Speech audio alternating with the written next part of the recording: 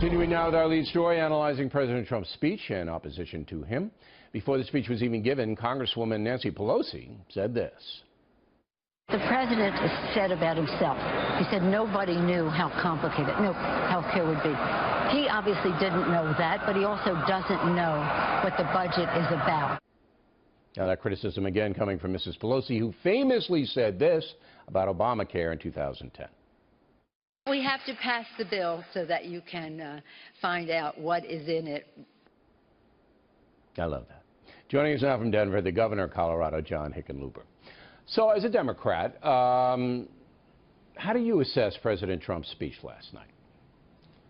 Well, it was certainly a different tone than we've seen before, and I think a welcome tone in that sense that he really did seem to be including people. There wasn't the attacks on the media as being an enemy of the people.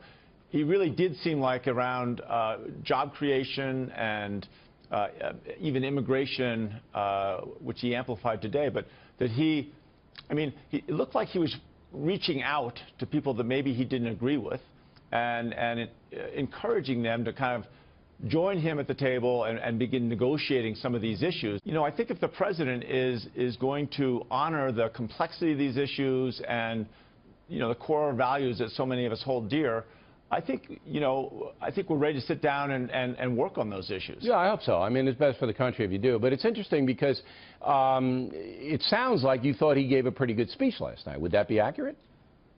Yeah, I think the tone, well, again, there wasn't a lot of detail. Not specifics, but the tone was, right. Yeah, the tone was very different than anything we've seen. And I think that's, you know, welcome. I mean, the level of volatility that we've seen up until now, I mean, I don't see how it's sustainable. So, and hopefully, you know, hopefully this will mark the beginning of a new consistency that we can really get down to work on these issues, right? Now, you just heard the vice president who was adamant that there's not going to be really any pathway to citizenship for illegal aliens who are here and have not been causing trouble while they're here.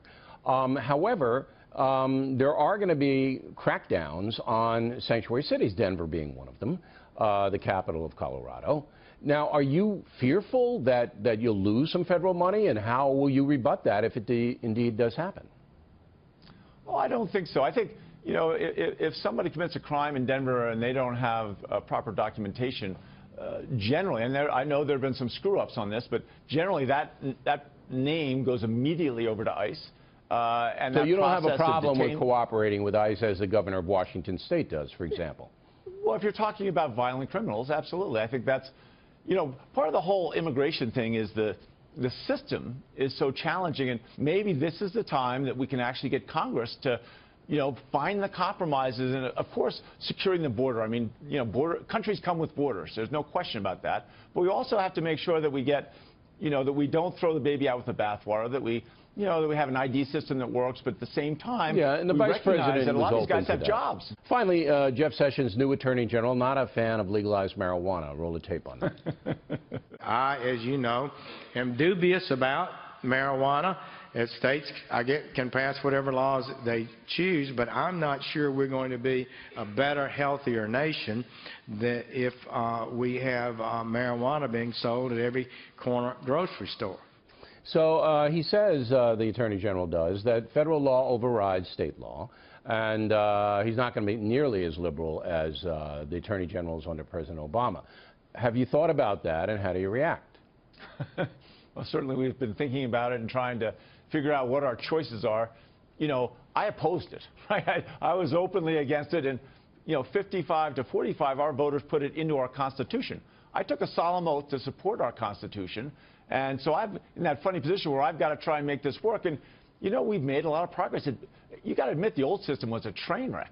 So now we have anecdotal evidence, and I think soon numerical evidence that there are less drug dealers on the streets, and they don't care who they sell to. Yeah, right? But you know what? We didn't see a spike. You know what did happen, though, interestingly enough, was that a flood of homeless people and poor people came into Colorado because now they have easy access to the intoxicants.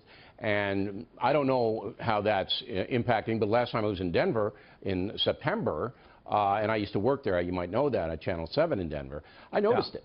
I noticed it. I mean, downtown Denver, there's a lot of people that are just stoned morning till night because they can get this stuff. I don't know. I think that's what the Attorney General is talking about. To be clear, I mean, Colorado, U.S. News and World Report came out on Monday. We have the #1 economy in the country. When you're growing that fast, you have all kinds of homelessness. Yeah, we had that long before we legalized marijuana, and every state that's got a growing economy right now, including Texas, has real challenges. Shouldn't there be more jobs? If the economy's growing, there should be jobs. They shouldn't be homeless.